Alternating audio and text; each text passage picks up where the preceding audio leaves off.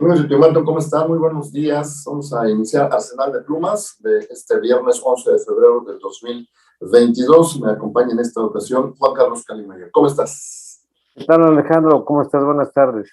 Bien, bien, gracias. Pues vamos a empezar, si te parece, con el editorial antes de entrar de lleno a comentar las columnas que se publican el día de hoy.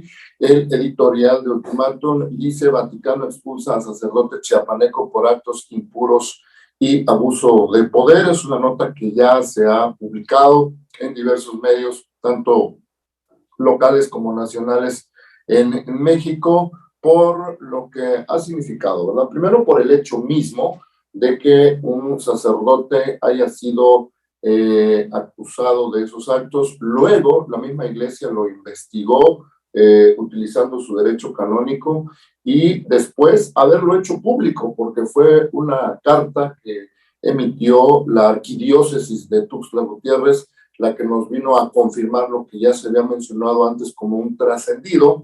Y eso es en primer lugar, pero en segundo lugar, que haya sucedido aquí en el entorno de Chiapas. Lo hemos visto y escuchado denuncias de ese tipo en todas partes del mundo, hasta se han hecho películas que han estado nominadas al Oscar por el contenido que han tenido de denuncia, de visibilizar esos casos que antes pues pasaban inadvertidos, Juan Carlos.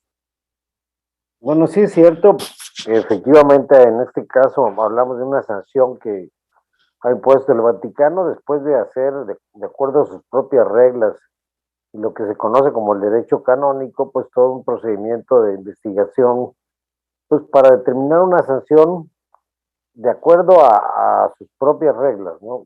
Aquí el problema que yo observo es que se está dando en todos estos casos de abuso sexual o de denuncias, incluso muy antiguas, de hace 20 años, ¿no?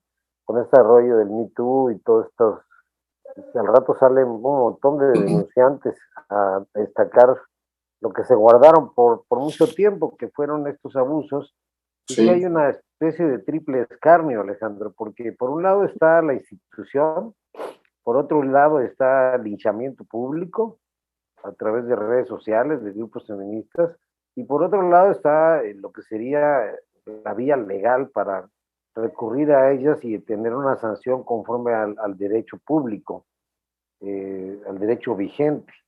Yo lo que observo es que, por ejemplo, en este caso, los medios de comunicación locales, no se trata de un padre chiapaneco, se trata de un padre que no nacido acá, pero que sí pasó por un tiempo por acá, que ha estado en otras partes del mundo, este, y que después de muchos años fue sancionado por el Vaticano, ¿no? En este caso dicen, bueno, ¿y por qué no lo apresa aquí por qué no le inician un procedimiento la fiscalía? Porque, bueno, porque las denuncias de acoso, pues son por iniciativa, son por denuncia, no se persiguen de oficio. Entonces, yo lo que estoy viendo es este rasero distinto con el que estos casos en particular han provocado linchamientos que no necesariamente corresponden a la realidad, ¿no? Linchamientos públicos. Por ejemplo, a Pedro Salmerón, pues hemos analizado el tema, lo sanciona la institución educativa en la que participó, lo sanciona públicamente, lo sanciona el juicio de las organizaciones feministas y las redes sociales, y bueno, y como decía el presidente, y no hay denuncias, efectivamente, es decir, la parte que tiene que ver con el derecho positivo, con la sanción a las leyes vigentes, a veces se queda en entredicho, no se procede, y por lo pronto, pues ya ante la opinión pública, el pobre, en mi opinión, Salmerón, pues quemadísimo, y le ha pasado a todo el mundo, a los actores más famosos en Hollywood, al mismo Plácido Domingo, en fin. Y en este caso, yo creo que pues, se va a quedar el asunto ahí, en la sanción que impone el Vaticano, en el retiro de este cura, creo que lo mandan a otras cosas ahí, pero bueno, eso es por lo que corresponde a sus propios procedimientos. A ellos no les toca meter a la cárcel, a ellos no les toca presentar denuncias. Y si las hubiera, que no creo que las vaya a ver, pues ya entonces la autoridad correspondiente tendría que actuar en consecuencia. Yo creo que el asunto se va a quedar hasta ahí y nada más, ¿no? Bien, pasamos a las columnas entonces. Si te parece, empezamos con la de tu servidor, acá entre nos, la titulo Confusión por veda electoral.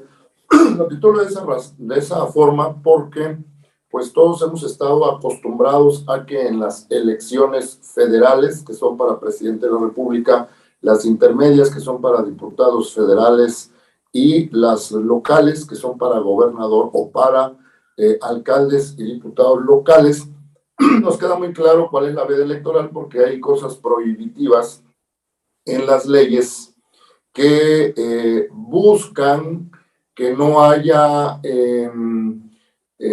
cargada hacia uno u otro candidato que esté en el gobierno y que la información que proporciona el gobierno en sus tres niveles pues vaya a beneficiar a uno de los candidatos que sea del partido en el poder. Pero ahorita empezamos a escuchar la veda electoral, pero por la consulta de revocación de mandato, y pensábamos que eso iba a ser pues distinto a lo que estoy platicando antes, y por esa razón entrevisté hace 2 días al consejero presidente del IEPC, Osvaldo Chacón Rojas, y me aclaró ahí muchas cosas y otras que investigué del INE y son las que estoy plasmando en este texto, ¿verdad? La forma más clara de explicarlo es que son las mismas reglas que aplican para una elección constitucional, sea del ámbito que sea, las que aplican ahorita en la revocación de mandato, porque me explicaba Osvaldo que en la ley federal de revocación de mandato que fue aprobada el año pasado en el Congreso Federal, se dejó establecido de esa manera. Y en ese entonces, pues nadie dijo nada, ni fue noticia, por eso no nos enteramos.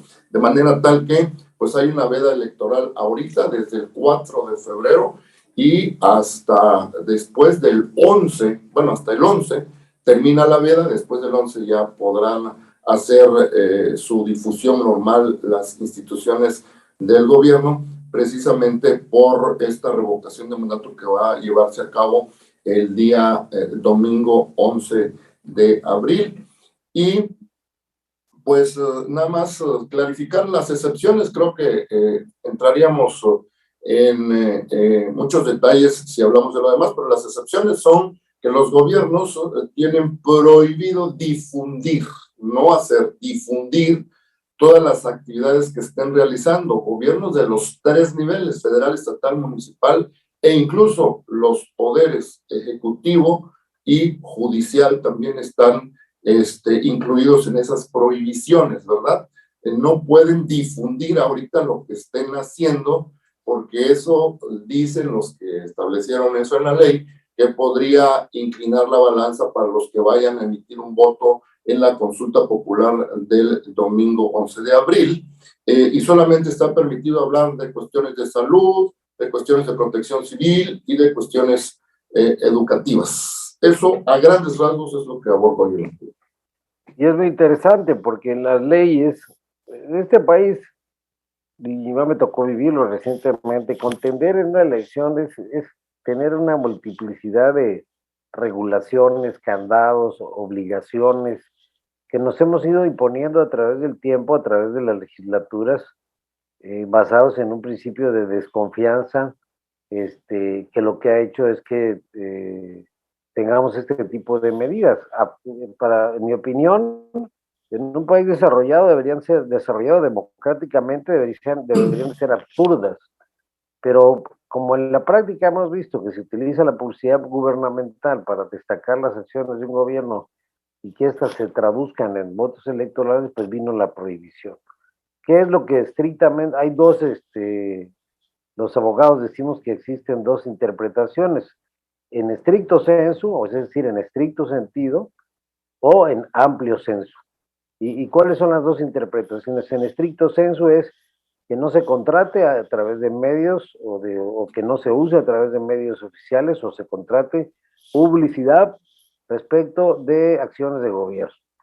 Y por otro lado, que nada más, si existen, se restrinjan, como tú bien lo señalas, a acciones que tengan que ver con protección civil, es una excepción a la regla, acciones que tengan que ver con educación y acciones que tengan que ver con salud. Estamos en una pandemia, hoy más que nunca aplica ese criterio. Pero es una camisa de fuerza para los gobiernos donde, por ejemplo, el presidente, que ya impugnó esta decisión, acusa al INE, pero pues no es el INE el que puso estas reglas, y es más, están en la Constitución estas prohibiciones. Entonces, pues es curioso, no pueden hablar los partidos políticos, no pueden, entonces vamos a una contienda sin quien hable en contra y quien a favor, salvo los analistas políticos y los medios y la opinión pública, que no la pueden limitar en las redes sociales, pero sí el gobierno se tiene que meter a una camisa de fuerza. Y luego la otra confusión, Alex, es que esto lo llevas al plano de las elecciones locales para gobernador, que va a haber, si no me equivoco, 6, ¿verdad? Este año en los estados, donde la prohibición resulta doble y a todos los niveles de gobierno. ¿Es absurdo para algunos? Sí, puede ser absurdo. Por ejemplo, el presidente de Estados Unidos, lo vimos en la última elección, utilizaba el avión presidencial y ahí mismo daba ruedas de prensa para hacer campaña, literalmente, sin ninguna restricción, pues es una cosa que protege la integridad del presidente en funciones. Y sin embargo, allá no recurren a estar pagando publicidad en medios para hablar de acciones de gobierno, para decir estamos repartiendo tantos programas sociales, estamos ayudando a tanta gente. Yo creo que nuestra legislación, viene una reforma electoral, lamentablemente no veo yo que estén nuestros legisladores y nuestros partidos políticos a la altura de lo que demanda una ley electoral moderna que simplifique los procesos, que quite toda esta bola de trabas, que se supone que vivimos ya en una democracia, y que, por ejemplo, atienda temas como más que la revocación, por ejemplo, la segunda vuelta electoral, que ya existe prácticamente en el 90% de los países, del por ciento de los países en América Latina, que es un filtro para dar legitimidad a que quien gane la elección lo haga con más del 50% más uno, entre otros temas, Alejandro. Pero lo cierto es que pues el árbitro electoral se ve la necesidad de sacar las tarjetas amarillas o advertir a las autoridades. Podría llegar incluso a prohibirle al presidente, no es la primera vez que sucede, que salga en las mañaneras, pero el presidente le quita las mañaneras y olvídate, es como su oxígeno vital. Ahora, ¿de qué habla el presidente en las mañaneras? Pues es ahí el problema que se va a enfrentar el INE o los partidos políticos, que pueden denunciar que durante las 3 horas que habla esté haciendo de manera directa o indirecta algún tipo de promoción que viole la ley, ¿no? Sí, claro. Pues ahí está el asunto de observancia para todos los funcionarios públicos de todos los órdenes de gobierno, y en el caso de la revocación de mandato también los particulares no podemos hacer ninguna promoción de la revocación de mandato. ¿Te parece? Pasamos a Emiliano Villatoro Alcázar, que dice Aristegui, López Obrador y la necesidad de ir más allá de la confrontación. Emiliano Villatoro empieza su texto recordándonos un reportaje que publicó Carmen Aristegui el año pasado, que lo tituló Sembrando Vida y la fábrica de chocolate, en donde mencionaba a uno de los hijos de Andrés Manuel López Obrador, del presidente de México, de haber estado presuntamente beneficiándose de programas del gobierno, y dice Emiliano Villatoro que a partir de ahí él notó la algidez del debate del presidente López Obrador en contra de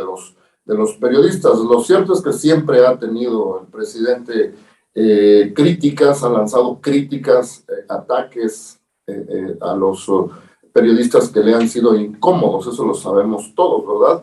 Y ahorita, pues, el asunto que ha molestado más al presidente fue la publicación del reportaje donde se muestra una mansión en donde vivía el otro de sus hijos allá en Estados Unidos, una propiedad que presuntamente estaba relacionada con uno de los directivos de Baker Hughes, que a su vez tiene contratos con petróleos mexicanos y por lo tanto se presume ahí un conflicto de interés. Bueno, de esto habla ahorita aquí Emiliano Villatoro y retoma el caso también de los ataques del presidente contra Carlos Loret de Mola por ese reportaje. Yo nada más te agrego para contextualizarlo y añadirlo. Hoy el presidente volvió a hablar del tema, pero ahora se aventó el tirito de mencionar cifras que presuntamente ganan Carlos Loret de Mola. Ya le había pedido públicamente que Carlos Loret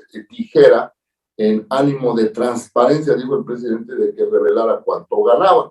De acuerdo con la ley, no estamos obligados los ciudadanos a estar dando esa información. Por el contrario, los funcionarios públicos y cualquier otro ciudadano tiene prohibido por ley estar revelando datos sensibles de otros, y estos son datos sensibles, ¿verdad? Y hoy el presidente dice que Televisa le pagó 11.800.000 pesos el año pasado a Carlos Loret, y Carlos Loret inmediatamente contestó en Twitter que ya no está trabajando, no estuvo trabajando el año pasado en Televisa. Por lo tanto esos datos son falsos. Es una mentira lo que dijo hoy el presidente. Pero luego el presidente dijo que va a pedir al SAT que le certifique la información de lo que gana Carlos Loret. Bueno, eso es un escandalito ahorita en la mañana, relacionando el tema que está hablando ahorita Emiliano Villatoro Alcázar en su columna Desde Abajo, con la confrontación permanente que tiene el presidente López Obrador con todos los periodistas que publican cosas que a él no le gustan. A ver, pero me parece, bueno, eso es muy propio de alguien que nunca ha trabajado, que no sabe lo que es, que no puede entender por qué Lionel Messi puede ganar millones de dólares, o por qué un jugador de primera división en México gana más que el presidente de la República. Carlos Loret de Mola dirigió por muchos años un noticiero en Televisa, en el que se transmitía por las mañanas con una amplia audiencia, y en función de esa oferta-demanda gira, digamos, sus percepciones.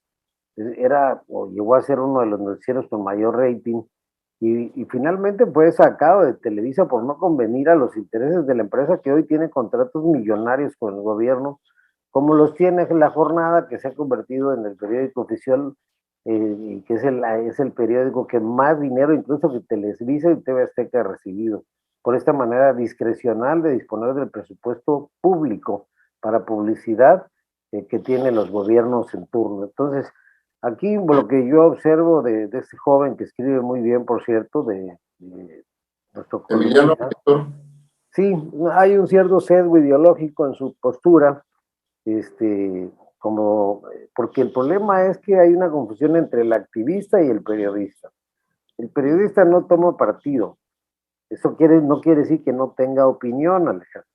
Pero el problema de la 4T es que todos asumen que, como en la Revolución Cubana, como en la Revolución Bolchevique, como en la Revolución Maoísta, que criticar el proceso revolucionario, el proceso en este caso de transformación, es inmoral, porque tienes que sumarte a ello. Eso es muy propio de los regímenes fascistas, no de un régimen democrático.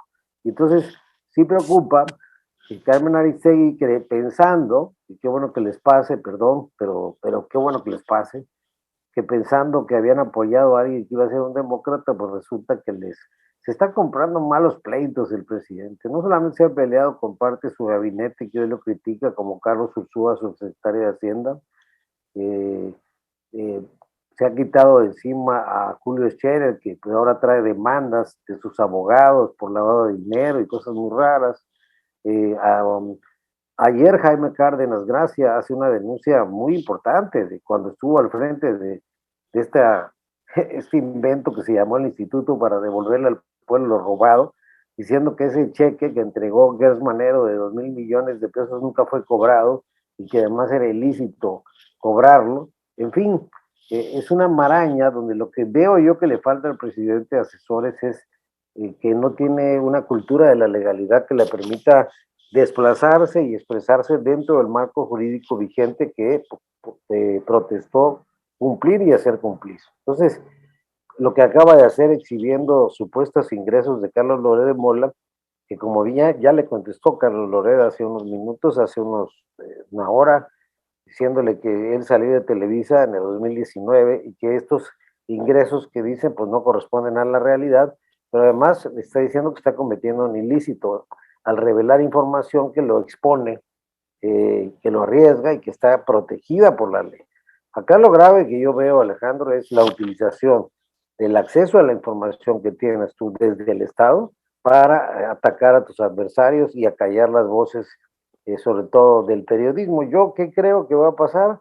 Y creo que no lo alcanza a comprender siempre la gente que está en el poder, llámese alcalde, llámese gobernador, llámese presidente, no alcanzan a comprender que va a haber Alejandro Moguel para rato, que va a haber Carlos Loret para rato, y que ustedes no tienen, el ejercicio periodístico no tiene un periodo como lo tienen sí los periodos gubernamentales.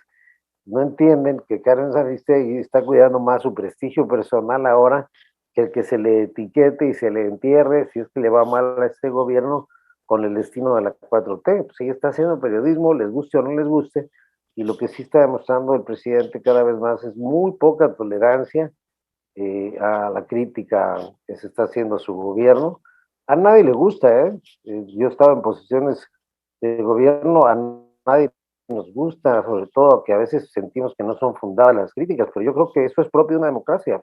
Y el ejercicio del periodismo, Alejandro, lo digo por los moneros en México, que ahora son los consentidos del presidente, pues está en un franco proceso de análisis y de generación digamos, de decadencia, porque muchos de los periodistas, sobre todo los moneros de este país a nivel nacional, los caricaturistas, para ser más explícito, pues se volvieron activistas y dejaron de lado el comprender que el ejercicio periodístico se fundamenta exactamente en la crítica del poder, no en el halago del poder. Eso no quiere decir que se puedan reconocer cosas buenas, yo mismo lo he hecho en mi columna, por ejemplo, con el caso del alcalde de Tuxtla, reconociendo las cosas que está haciendo bien, pero eso no quiere decir que la función del ejercicio periodístico no sea la crítica al ejercicio del poder. No sé qué opinas tú al respecto.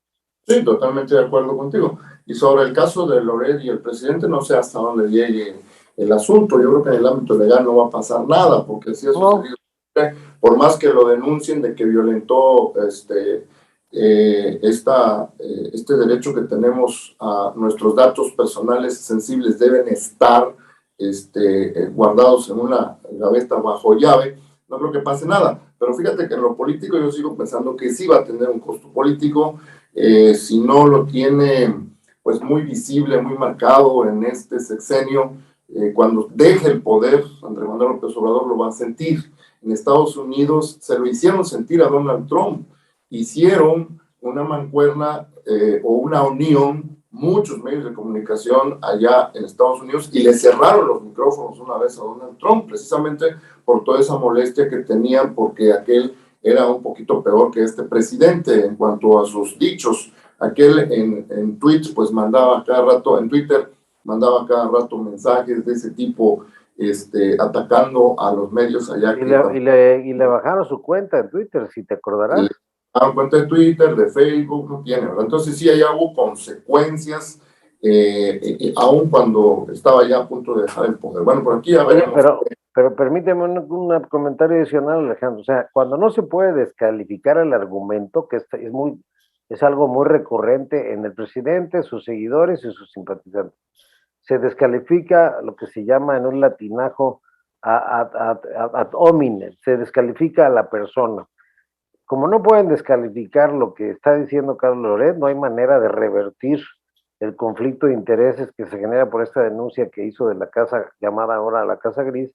Como no pueden desbaratar ese argumento, ahora se van sobre el periodista como si tener un sueldo generoso por la actividad que desempeña en un mercado libre de oferta y demanda, donde es bien pagado a ciertos niveles, ¿no? Ya quisiéramos, ¿verdad?, que se nos pagaran así a nosotros, ¿verdad? Pero lo que voy es que no, y si gana eso, Carlos, Loret, ¿qué tiene? ¿Cuál es el problema? La otra pregunta, ¿por qué hostigar a las empresas o a las personas que patrocinan Latinos y que patrocinan esta empresa? Sería como irse contra los dueños de los periódicos acá, como irse contra los dueños de las estaciones de radio, por el solo hecho de que no les gusta la línea editorial o lo que comenta uno de sus periodistas, ¿no? Yo creo que Carlos Loret Broso, calcularon muy bien que todo esto podía suceder y están preparados para lo que venga y le van a aguantar más al presidente que el presidente a ellos. Sí, yo creo que el presidente pensaba golpear la moral y la ética del periodista. Creo que no lo va a hacer, porque todos vamos a reflexionar en el sentido que lo estás haciendo, ¿verdad? Pues si una empresa le quiere pagar 18, 20, 25 millones de pesos porque cree que lo vale, pues ¿cuál es el delito? Sí, pero todo tiene que ver con la narrativa de esta posición de que si no estás con la transformación, eres un conservador, Sí, esa polarización donde sí, si no estás acá y no hay medias tintas, ¿no? Entonces, claro, creo que esta visión no le favorece nada al país, no le favorece incluso al propio presidente, claro. pero bueno, Así nos tocó. Bien, vamos rápidamente, si quieres, a platicar el texto de José Antonio Molina Farro, lo titula Fedor Dostoyevsky, y habla justamente de este extraordinario escritor ruso que a quienes nos gusta leer, pues lo hemos apreciado, lo hemos disfrutado, le hemos disfrutado sus textos, algunos de los cuales menciona aquí José Antonio Molina Farro, como Crimen y Castigo, que es conocido pues a nivel mundial ese texto, el jugador también, los hermanos Karamazov, el idiota, etcétera. Concretamente José Antonio Molina Farro habla de la obra de Dostoyevsky, pero también de su vida, su forma de ser, su humanismo, su forma de observar la vida, de cómo la entendía, de cómo la advertía, incluso en forma anticipada, lo que hizo que hasta estas épocas Fedor Dostoyevsky pues siga estando presente entre los lectores como un clásico. sí, pues es sin duda uno de los grandes de la literatura universal, y en este caso digamos que es la aportación de la literatura rusa al mundo, y lo que hace José Antonio Molina Farro, el maestro, es hacer un resumen de su pensamiento a propósito del 9 de febrero, fecha en la que se cumple un aniversario más, si no me equivoco, de su natalicio, Sí, este, para recordar la importancia de este escritor, estos escritores pues de la misma talla de Victor Hugo en Francia, de Shakespeare, estos grandes escritores que son, digamos que, quienes componen la literatura universal, ¿no? Entonces, y que tienen una vigencia extraordinaria, ¿no? claro. Cuyos textos son un referente obligado y por eso pues es muy bueno darle un repasón a este resumen que hace José Antonio de algunos pensamientos reflejados en las novelas de Fedor Dostoyevsky.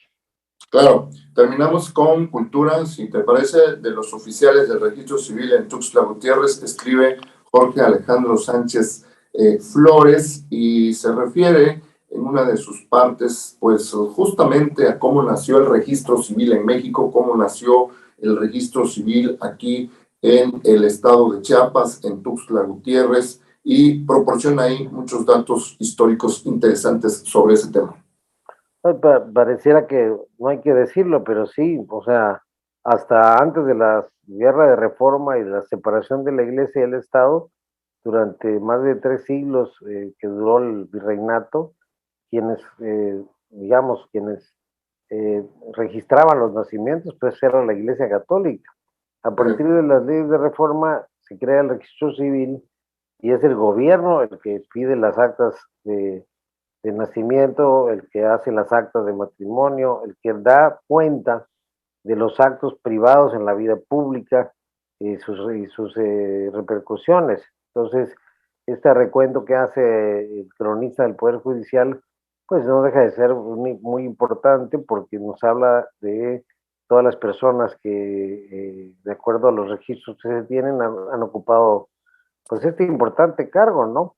Los jueces del registro pues han prácticamente han testimoniado, digamos, la unión matrimonial de muchas personas, y que ahora los divorcios, que no había tantos antes, pero ahora ya son más.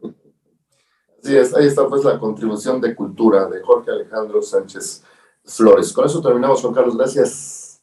Gracias a ti, a nuestro auditorio. Ándale, pues a la audiencia también, muchas gracias, buenas tardes, hasta la próxima.